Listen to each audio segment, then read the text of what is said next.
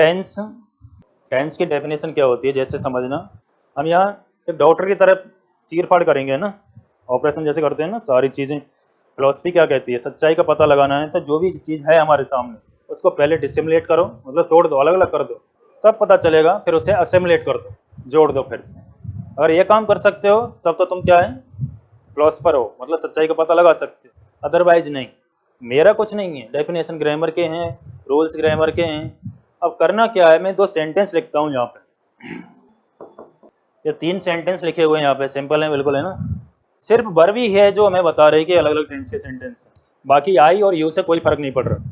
तो अब एक बात तो समझ में आई हमारे में कि टेंस क्या होता है, वर्ब होती है, टेंस टाइम नहीं होता। वर्ब कौन सी होती है, वो वाली वर्ब जो टाइम को बताती है। टाइम 3 ही होते हैं, प्रेजेंट, पास्ट और फ्यूचर। तो डेफिनेशन लिखें फिर इसकी। अब तो डेफिनेशन क्या बनती है इसकी, रटना नहीं है कुछ, यहीं से इसी बात को लिख देते हैं कि वर्ब है, वर्ब की फॉर्म बदल रही है। देखिए यहाँ वर्ब तो एक ही है, लाइक ही है ना, यहाँ से लाइक से हो गई, यहाँ लाइक तो हो गई, तो वर्ब अपनी फॉर्म बदल रही है। वर्ब फॉर्म कौन सी, verb form that shows the time, ऐसी क्रिया की फॉर्म जो टाइम दिखाती है। और टाइम किसका दिखाएगी, वर्ब बेसिकली होती क्या है, वर्ब का मतलब होता है काम, तो उस काम का जो टाइम दिखा दे, ऐसी वर्ब की फॉर्म को हम क्या कहेंगे, टेंस, टाइम ऑफ एक्शन। तो वर्ब की वो फॉर्म जो होने वाले काम को, समय को दिखाती, उसे टेंस कहा जाए। डेफिनेशन हो गई, यही है डेफिनेशन, एग्जैक्ट डेफिनेशन। अब आगे चलते हैं हम। अभी मैंने पूछा था कि कितने होते हैं टेंस, आपने बताया 3 होते हैं, 3 टाइम होते हैं एग्जैक्टली। तो टेंस कितने होते हैं, इसमें 2 चीज़ें हमारे पास इंपॉर्टेंट, एक तो वर्ब की फॉर्म है और दूसरा है टाइम। ये 2 चीज़ें हैं जिनसे मिलकर क्या बनता है, टेंस। अगर हम इसे मैथ के इक्वेशन की तरह लिखें तो कैसे लिखेंगे, तो form of verb plus time, अगर ये 2 चीज़ मिल जाती हैं एक साथ तब क्या बनता है, टेंस। अब मैं आपसे नहीं कह रहा टेंस कितने होते हैं, हम सिर्फ बात करेंगे इन चीज़ों की जो हमारे सामने है। हमारे सामने क्या क्या है, 3 चीज़ें, फॉर्म ऑफ वर्ब है, टाइम है और tense. Form of verb plus time, ऐसे समझ लीजिए x plus Y equal to Z, ये फॉर्मूला लिखा हुआ है, टेंस होता है। तो फॉर्म ऑफ वर्ब की बात करेंगे पहले, कितनी होती है फॉर्म ऑफ वर्ब, 3 होती हैं। आप कोई भी इंग्लिश की बुक लेना, इंग्लिश की मतलब जो किसी अंग्रेज ने लिखी हो, ऐसे नहीं कि यहाँ के लोगों ने लिख दी, हमने तो अपने हिसाब से बनाई ये चीज़ें, अंग्रेजों ने अपने हिसाब से बनाई थी। जिस टाइम पे इंग्लिश भाषा बनी थी उन्होंने सोचा थोड़ी था कि यहाँ जगतपुरा में बैठ करके या मालवीय नगर में बैठ करके एक दिन ऐसे पढ़ेंगे क्लास में। उन्होंने तो अपने बच्चों के लिए बनाई, अपने लोगों के लिए बनाई भाषा, अपने हिसाब से चीज़ें बनाई, हमने उनको अपने चीज़ अपने हिसाब से सरल बना दिए समझने के लिए, ट्रांसलेट किया उनके नियमों को हमने हिंदी में, बस और कुछ नहीं। फॉर्म ऑफ वर्ब होती हैं 3, कौन कौन सी होती हैं, जैसे आप फर्स्ट फॉर्म कहते हो, सेकंड फॉर्म कहते हो, थर्ड फॉर्म कहते हो, ऐसे नाम अंग्रेजी की किताब में लिखे हुए नहीं मिलते, कहीं नहीं मिलेंगे। जिसे फर्स्ट फॉर्म कहते हैं वो होती है प्रेजेंट फॉर्म ऑफ वर्ब। तो मैं भी अब यही यूज करूंगा फर्स्ट फॉर्म की जगह, जितना भी मैं पढ़ाऊंगा तो मैं प्रेजेंट फॉर्म बोलूंगा, सेकंड फॉर्म को पास्ट फॉर्म बोलूंगा, ठीक है। तो ये कंफ्यूज मत होना कि ये फॉर्म कहाँ से आ गई, एक्चुअल फॉर्म यही होती है। दूसरी फॉर्म होती है हमारी जिसे सेकंड फॉर्म कहते हैं, पास्ट फॉर्म। फॉर्म से टेंस बनता है, ध्यान रखना, तुम्हें पता है पास्ट टेंस में हम सेकंड फॉर्म यूज करते हैं, वो रीजन यही है। प्रेजेंट टेंस में फर्स्ट फॉर्म यूज करते हैं, रीजन ये है। तो उस फॉर्म ऑफ वर्ब से ही टेंस बन रहा है हमारा, चीज़ों को उल्टा पढ़ते हैं हम टेंस से शुरू करते हैं, ऐसा नहीं है, हमें वर्ब से शुरू करना है, टेंस पे पहुंचना है। और तीसरी होती है जैसे थर्ड फॉर्म कहते हो आप, पास्ट पार्टिसिपल फॉर्म। ये तो बात हो गई किसकी, फॉर्म ऑफ वर्ब की। चीज़ क्या आती है हमारे पास, पास्ट टाइम और फ्यूचर टाइम। अब देखिए हमने यहाँ तक क्या समझा था, हमने समझा था कि फॉर्म ऑफ वर्ब और टाइम जब दोनों मिल जाते हैं तब क्या बनता है, टेंस। अब आप मुझे बताइए, जैसे मैं यहाँ लिखता हूँ, थोड़ा मैथ तो पढ़ा होगा आपने भी, है ना, 2x प्लस 3x, आगे क्या लिख सकते हैं इसे, 5x लिख सकते हैं ना, ये चीज़ ध्यान में रखनी है ना। अगर मैं ऐसे लिखूँ 2x प्लस 3y, इसे आगे लिख सकते हैं क्या, नहीं लिखेंगे ना। क्यों लिख रहे हैं उसको 5x, क्योंकि उसमें कॉमन है x, अगर उसको हम आगे सॉल्व करेंगे तो वो कॉमन x आ जाएगा, इसलिए 2 और 3 मिलके 5 हो जाएंगे, x अपनी जगह पर रहेगा, इसमें कॉमन नहीं है कुछ भी।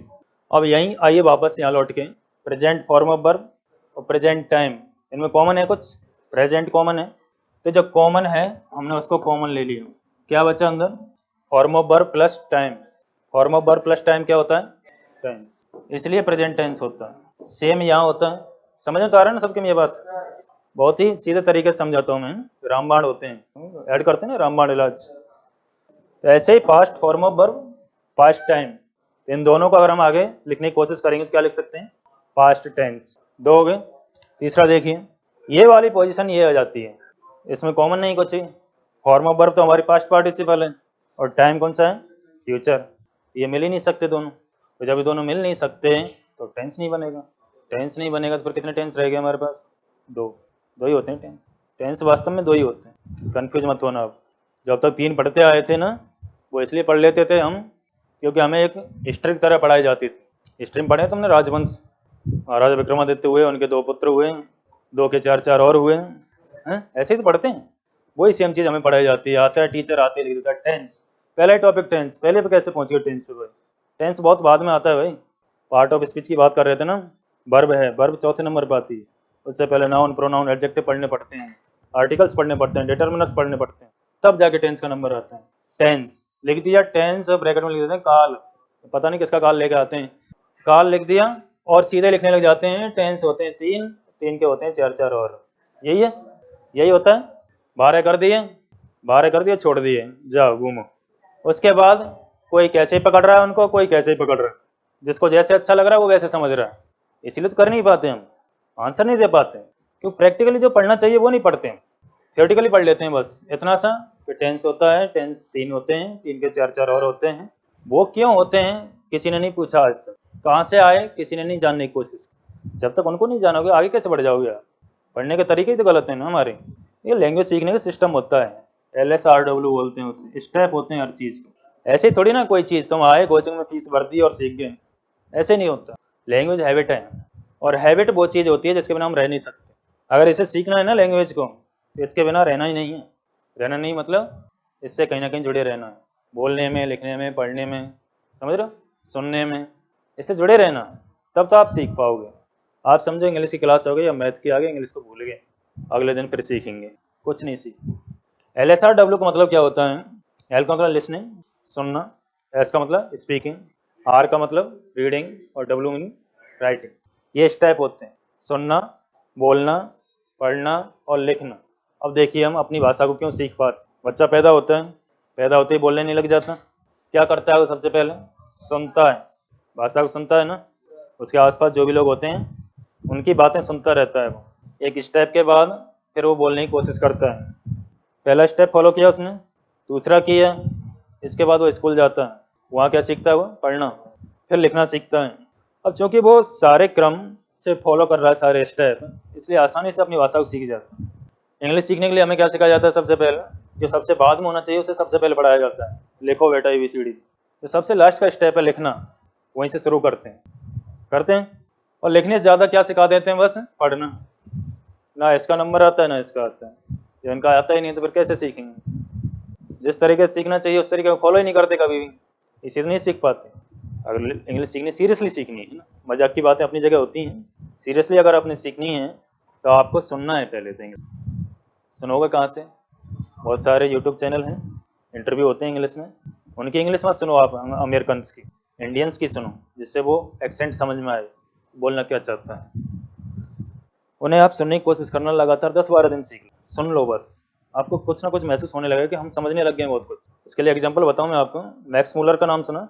मैक्स मूलर जर्मनी के विद्वान थे, संस्कृत के, इंडिया में पढ़ने के लिए आए थे, गुप्त काल के दौरान की बात है, 4वीं सदी के आसपास। तो हमारे यहाँ बहुत बड़ी बड़ी यूनिवर्सिटी थी उस टाइम पे, नालंदा, विक्रमशिला, तक्षशिला है। और उन्होंने खुद अपना एक्सपीरियंस शेयर किया मैक्स मूलर ने। जर्मन आदमी था, जर्मन आदमी को पढ़ना किस में था, संस्कृत। हमारे जो जितने भी लिखे हुए थे धर्म ग्रंथ थे, वेद थे, सब किस में थे, संस्कृत में। अब उसने, वो बता रहा है मैक्स मूलर खुद इंटरव्यू में बताया अपने में उसने, कि मैं 1 महीने तक बस पढ़ता रहा, संस्कृति बुक्स थी, बुक उठा के मैं पढ़ता रहा, मुझे नहीं पता था मैं क्या पढ़ रहा, मुझे आता भी नहीं था पढ़ी कैसे जाती है, बस मैं पढ़ता रहा। लेकिन 1 महीने बाद जब लगातार पढ़ता रहा तो मुझे ऐसा लगने लग गया कि मैं इसमें से बहुत कुछ सीख गया। जितना सुनना है ना उतना सुनो, सुनने के बाद बोलो। कई लोगों को आती है ना इंग्लिश बोलने में डर लगता, रीज़न क्या है कि हम एक ही बार में पूरी इंग्लिश बोल देना चाहते हैं, एक ही बार, तो फिर मौका मिले ना मिले। बच्चा जब अपनी भाषा सीखता है तो गलत सही की परवाह नहीं करता कभी भी, उसे बस बोलना है, बाद में हम खुद सही करते चले जाते हैं उसे। बेटा इसका मतलब ये होता है, इसे ये बोलते हैं, इसे बाल्टी बोलते हैं, इसे मार्कर बोलते हैं, है ना, खुद बताते जाते हैं, वो सीखता चला जाता है।